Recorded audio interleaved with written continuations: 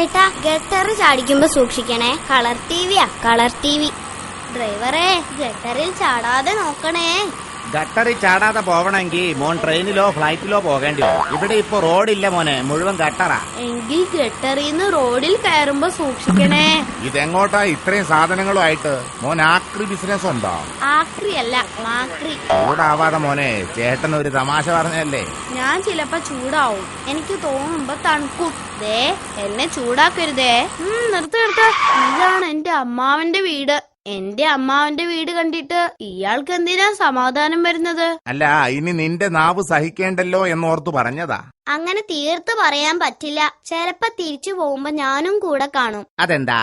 എന്ത് ചെയ്യാൻ ചേട്ടാ, എന്റെ സ്വഭാവം അത്ര തങ്കപ്പെട്ട സ്വഭാവമായി പോയി. ഹായ് അമ്മാവൻ ചേട്ടാ. അമ്മാവൻ ചേട്ടനോ? ഹായ് അമ്മാവൻ അങ്കിലേ, എന്തൊക്കെയുണ്ട് വിശേഷം? ഞാനൊരു 2 ആഴ്ച ഇവിടെ പാർക്കാൻ വന്നതാ. ദൈവമേ, ചതിച്ചോ? ഈ വീട് സ്ഥലവും വിൽക്കേണ്ടി വരുമല്ലോ. പക്ഷെ ഞാൻ 2 ആഴ്ച ഇവിടെ ഉണ്ടാവില്ലല്ലോ ടിൻഡു. എനിക്കിവിടെ നിൽക്കാൻ അമ്മാവൻ വേണമെന്നില്ല, ഞാൻ ഒറ്റയ്ക്ക് നിന്നോളാം. എടാ, നീ എന്തിനാടാ ഇത്രയും ദിവസം ഇവിടെ നിൽക്കാൻ വന്നത്? ഇവിടെ നിന്നുകൊണ്ട് എന്തെങ്കിലും ഒരു ജോലി പഠിക്കണം. എടാ, ഞാനൊരു ആശാരിയാണെന്നറിയില്ലേ? ഇവിടെ മരമുറി മാത്രമേ ഉള്ളൂ. നിനക്ക് മരമുറി മതിയോ? ഓ, അതായാലും മതി. മരമുറി എനിക്ക് പ്രശ്നമല്ല.